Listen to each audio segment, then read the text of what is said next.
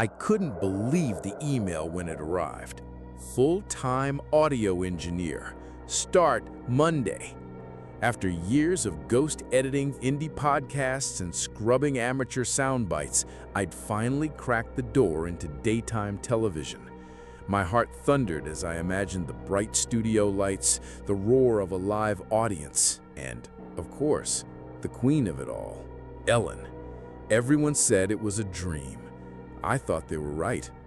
But on my first walk through the endless white hallways, something felt off. The framed photos of past guests stared at me with uncanny intensity, their smiles frozen in place, their eyes tracking my every step. In the control room, monitors flickered without reason. A laughter track would loop just beyond my desk, fading in and out, as though someone or something was testing my nerves.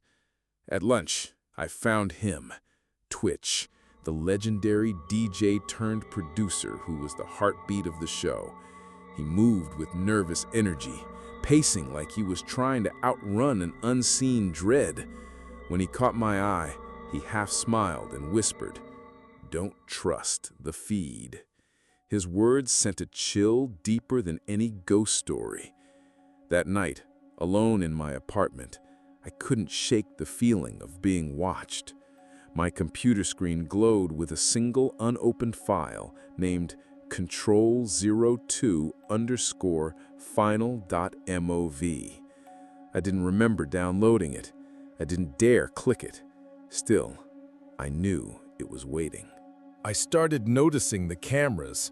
Not the big broadcast rigs, but tiny lenses taped behind vents and nestled in potted plants, trained not on the stage, but on us, the crew, the dancers, even in the halls. Their angles made no sense for the show. They were watching everything except the audience. Every day the air grew heavier. Doors would appear where there'd never been doors before, and mirrors would fail to show my reflection until I was inches away. At first I blamed exhaustion, long hours, high stakes, but the unease pressed on my chest like a mechanical vice. Then came tWitch's warning. One evening he slipped me a flash drive in the control room, eyes darting. "Play this at home," he hissed, "but be ready for what you hear." Back in my apartment, I dove into the file. The footage was grainy, a static-riddled security feed showing tWitch alone in his dressing room. His face was pale, sweat beading on his forehead. He whispered, "If you're watching, I didn't do this to myself. She won't let me leave." He held up a scrap of burnt paper, but the image glitched before the words became clear. When the video resumed, his eyes were red-rimmed, lips trembling. "Her real name, it's not Ellen. It's something older, something that feeds us through screens and wires." A sudden bang, like someone kicking the door, snapped the recording to black.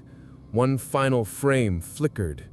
Ellen's face, warped and mirrored, her eyes pure black. A caption scorched across the screen, "Obey or vanish." I sat frozen in the dark, the drive still spinning in my hand.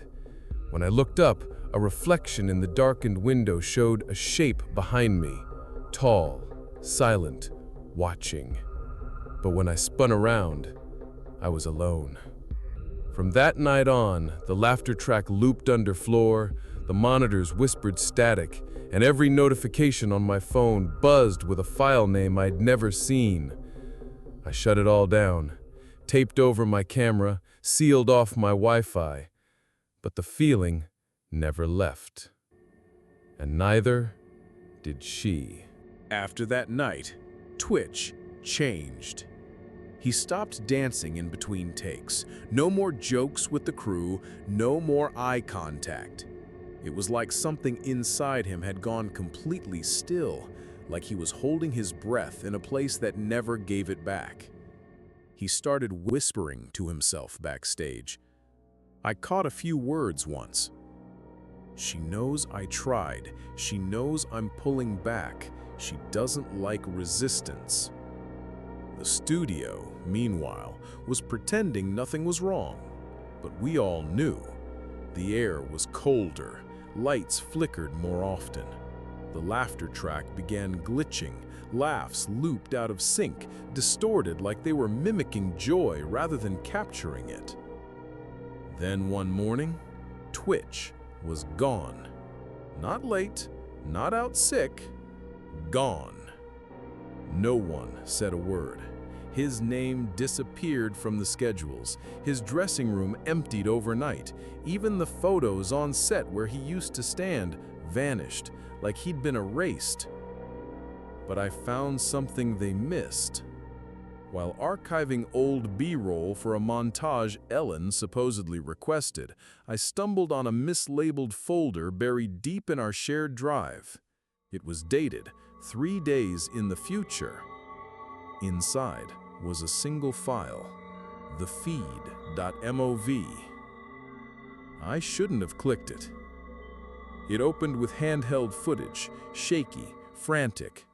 Twitch was in one of the back hallways. He looked terrified. He whispered directly to the lens. "If this gets out, it means I didn't make it. She's in the system now. She moves through signal, through sound. She's not just Ellen. She's not human."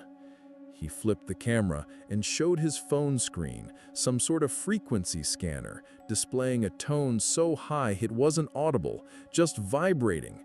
Behind it, layers of voices, not one, dozens.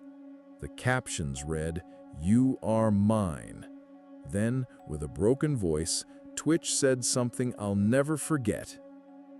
"She told me control isn't about fear. It's about worship." At that exact moment, I felt the air shift, like the room around me tensed up. And then, I heard her. Not out loud. Inside my head. She said, "You've seen enough."